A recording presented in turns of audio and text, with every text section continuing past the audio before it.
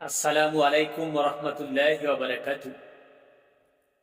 বর্তমানে যে পরিমাণ গরম পড়ছে, আল্লাহর আযাব ছাড়া কিছুই নয়।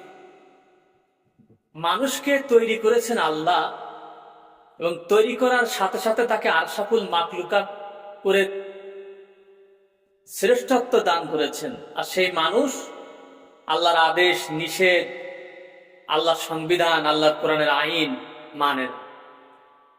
আল্লাহ একটু আযাব দিচ্ছে, একটু গরমের তাপমাত্রা বাড়িয়ে দিয়েছে, চাক দেখ কেমন লাগে। এখনো তো সামনে জাহান্নাম আছে। সাবধান হওয়ার জন্য মহান রব্বুল ইজ্জত একটু সিগন্যাল দিয়ে দিচ্ছেন, জানি না কি হবে এর পরে। আল্লাহ তাআলা যেন আমাদের দ্রুত পানির ব্যবস্থা করেন এবং রহমত নাজিল করেন। তার রহমত বন্ধ হয়ে গেছে, মনে হচ্ছে গায়ে আগুন ধরিয়ে দিয়েছে, এরকম অবস্থা পরিবেশ পরিস্থিতি তৈরি হচ্ছে। মানুষ নিঃশ্বাস ফেলতে পারছে না, গায়ে মনে হচ্ছে